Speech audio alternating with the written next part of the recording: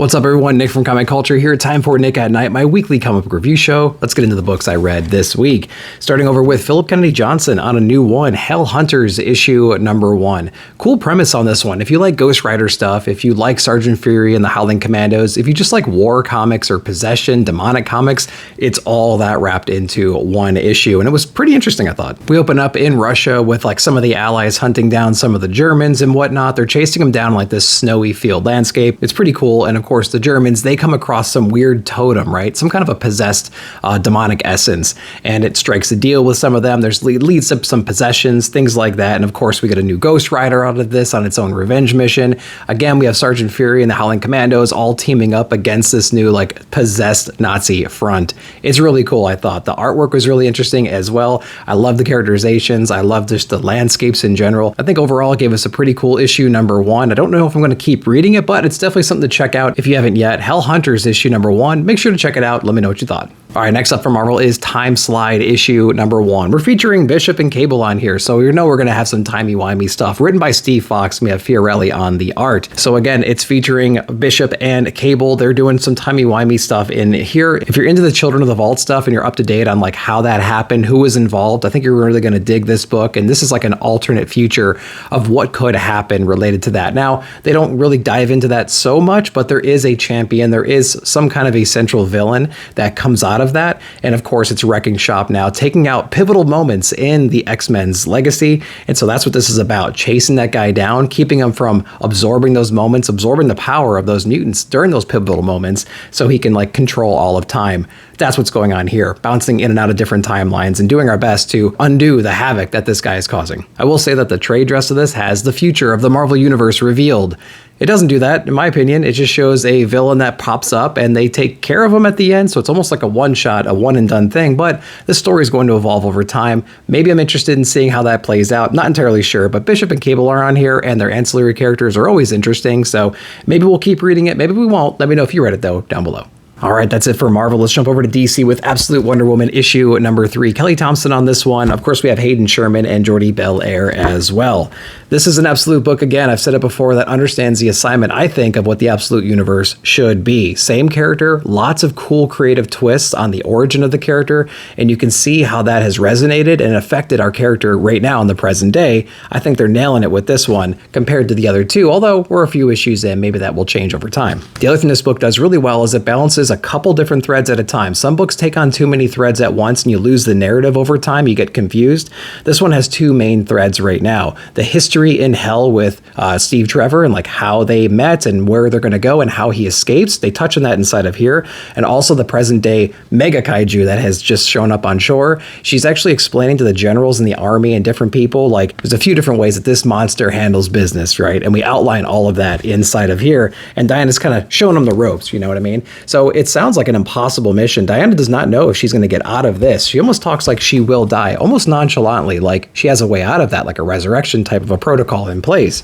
But she delivers the information to the humans. Everyone needs to get the hell out of there because this thing should not be taken lightly. And she has a plan on how to like mitigate some of the ways this monster operates. And we outline that inside of here. Artwork continues to be really strong. This might be my favorite book from an artistic perspective. Just the line work, perspectives, things like that. The coloring was well done as well. So I really liked everything about this book. The artwork, again, like I said, was really strong. And the story, I feel like, again, it understands that absolute assignment better than the other 2 books so far with just 3 issues in. Absolute Wonder Woman number 3 continues to be really, really strong. Let me know if you're reading it. Next up, we have Wade Mora and Bond Villain on Justice League Unlimited. We have issue number 2, continuing that new setup for the Absolute Universe, right? Darkseid is gone. We have the new Watchtower. Everybody's a member of the Justice League. And now we have these weird, like, alien type pods showing up and taking out people. And we have the entire, I don't know, pantheon of heroes responding to the call. It's really insane right now. But it's really cool to have an artist like Dan Mora on a book like that because he just does such a great job of like balancing all those things, making everything look really interesting and just pop, you know? Everyone's familiar with his style at this point. It's really cool. But we're dividing and conquering right now. We have Dr. Occult and Martian Manhunter kind of teaming up to see what exactly is going on, find these missing children in these different towns, these aliens or whatever are stealing them at the moment. And we uncover exactly like who these aliens are and this guy that's kind of leading them right now. He's on this mission, or this mission he was supposed to be on that may have been abandoned in the past. We unpack that a little bit more. before. Pretty cool connection with Darkseid as well. So there's some interesting things brewing in that area. If you're into like Atom Smasher and you're in that side of the DC universe and you're in the know about all that, there's some cool moments with him and some of the other people with similar powers and like some villains and things like that. So that was really cool. Again, we do a great job of bouncing around and balancing all these different characters and introducing maybe new readers or readers that don't have a lot of knowledge on the deep cut characters, introducing them into this world and showing off some of the power sets. So I thought they handled that pretty well. Some of our heroes are still battling through like recovering the past event where their powers were stolen, have all the powers returned. You know, we're trying to figure that out as well. And some of our heroes have some secrets too. They haven't quite revealed to the team yet.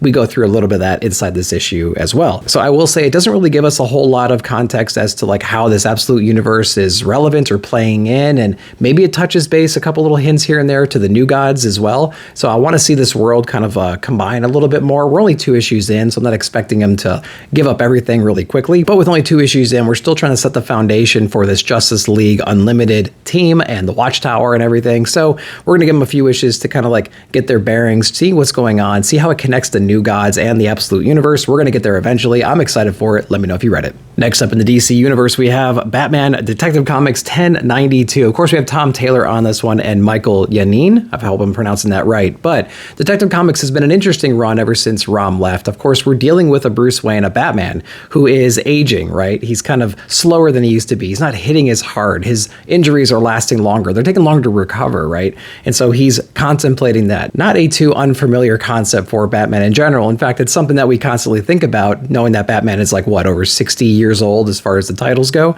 So it's like, at some point, is there going to be a successor? Who knows, right? We've had tons of Robins that haven't aged up into the position. Maybe we'll never find out. But in this book here, Bruce Wayne has a contact, a relationship with this one woman who runs this company or is part of this pharmaceutical company, who has this like anti-aging, reverse aging type of a drug that he's a willing participant in the study for. And it's kind of out of character, I would say, because he doesn't know anything about this drug. He's just kind of taking it right now, and he's doing the analysis after the fact, finding all these different kinds of blood cells and whatnot in the analysis that he's running, which only leads to more questions and whatnot. Now, there's some other things going on here. There's some mysterious villains, and there's other characters that we're not used to quite yet, and they might be playing dual roles, and we just don't quite know it yet. And there's also this like murder spree going on, and Damian's trying to do his best to like help some of these kids out, but at what cost, right? So we're trying to balance a few different things here. An aging Batman, a mysterious pharmaceutical drug that reverses aging in a way, and this new villain threat that presumably is killing kids around the area. So we're balancing a lot of things right now. Some things, like I said, don't feel like Batman. They don't feel like something that he would partake in. But here we are with Detective Comics with Tom Taylor. Artwork is pretty strong though from Michael, I will say that. Love the coloring and everything. It's really bright and vibrant, has a sketchy kind of a quality to it. So I am liking it from an art style perspective. Detective Comics 1092. Let me know if you're reading it. Let me know your thoughts. Next up, we have DC Black Label, Raphael Grampus. We have Batman, Gargoyle of Gotham, issue number 3. It's actually out, and I will say, I was so shocked when it finally hit the stands. I open it up and I start reading the first couple of pages, and I'm like, I don't remember anything from this book. Like, who is Jim fighting? This mysterious girl in some apartment? Why is Batman in a church getting beaten up by all these mask-faced people? And who are these allies? And who are these guys? So, like, it took me a while to kind of get reoriented. I went back to the first couple of issues and just kind of did a fast flip through on them. And even then, I was like a little bit lost. But with that said, the artwork in here is insane. Like, that's the first thing you're going to notice when you look through this book. A lot of cool little homages or winks or hints to, you know, other characters, like this boy with the Joker makeup and things like that. There's some other things in here, like a secret society that Batman's dealing with. You know, they almost have like a Court of Owls type approach to them. They're all this maskless organization. They have these champions that are like big and buff, and they're a formidable threat to Batman. And of course, Batman has like this memory, this like thing locked, like either this rage or this memory or whatever, this persona that's locked inside of his brain that this organization is aware of, and they're trying to unleash this like anger inside of him. There's little hints to that. There's this allying team that is also in Gotham that doesn't really see Batman as an ally. They're trying to help him out, but they're aware of the power locked away in him. And there's a lot of other forces inside this book that we're still trying to like figure out, right? I'm trying to piece it together. Again, it's been like 6 months, it feels like, since book number 2. So I'm trying to like go back to my memory and trying to figure out like how we got here. There's so many things that happen in this book that make this a proper Black Label book. So like the violence was insane inside this. So I thought that was pretty interesting. But Gargoyle of Gotham, cool concept. I need to go back and read issue 1 and 2, which is what I highly suggest to you before getting inside this book. But maybe you have a steel trap memory and you can jump in here just fine. Let me know if you read it though, down below. Let's go over to Image for the Energon Universe, Void Rivals, issue number 15, Robert Kirkman on this one. This book feels just like every other issue of Void Rivals to me. I feel like I don't have enough of the foundational concepts of Transformers to really appreciate all the nuances inside this book. One of the problems I think this book has, technically speaking, is that there are a lot of plot threads. There are a lot of people we touch base with in each issue, and we only get a couple of pages. And I always forget like where we left off or where they came from, so I can't really piece it all together. But we do follow our two main characters in here. One's trying to dig deeper into this unknown fortress or something like that to find this power source, which is cool. The other one is introducing some of our Transformers that we've seen to like his society, trying to bring the peace between these two, because there's a long history here that is narrated to you inside of this book between this civilization and like Cybertron. And so that's what this book is going to be all about. It's going to be that foundational book that's going to give us a big history lesson and like trying to bridge the gap between this civilization and what we know about Cybertron and everything else that we know. So Void Rivals issue number 15, still a series I think is absolutely needed and foundational. It's definitely a book I recommend if you're in this universe, because I feel like it's going to eventually get to a point where you will have to have had read this book to get the context of where we're going in this overall Energon landscape. So issue number 15's out. What'd you guys think? Let's go over to the Ghost Machine universe for the final two books. We have Geiger issue number 9. Of course, we have Jeff Johns on this one, but we have a split in the art team. We have Paul Pelletier and we have Gary Frank on here. Gary Frank only doing a few pages, and of course, there's a breakup on the colorist and there's a breaking up on the inkings and things like that. So visually, it's all over the place, but they do a good job of making it cohesive and not too jarring from page to page. Now, if you read the previous issue, it has that Walking Dead formula where Geiger's walking around. He eventually comes across some kind of a town that somehow has been isolated from all this chaos all these years, and hell comes with him and he has to defend it, right, in a way. That's what happens inside of here. All these knights, all these different people from Las Vegas, the people that Geiger has wronged over the years, are teaming up now to hunt this guy down and either take him out or take him back as like a trophy or a champion for their causes, you know what I mean? So what this issue turns into is Geiger hulking completely out and taking out the foes with the help of his allies that we know so far. But I will say, like, the most interesting part is the epilogue inside of here. We're starting to see the connective tissue between things like Redcoat, things like Junkyard Joe. It's got me excited because I know we're going to have a Junkyard Joe like crossover here in the next issue or so. Redcoat's been teased a whole lot. It's going to be awesome. I cannot wait to see all these characters in the same book together. Geiger issue number 9, must read. Let me know if you read it down below. Speaking of Redcoat, we have Redcoat issue number 8 out this week as well. Pretty cool one and done type of an issue, but really well received, I think. It's focusing on this family who's really, really demented. They're kind of out in the middle of nowhere. I feel like it's set in like the 1800s, something like that at this point. And when weary travelers are traveling through the night, they come across this house trying to find a bed and a hot meal, something like that.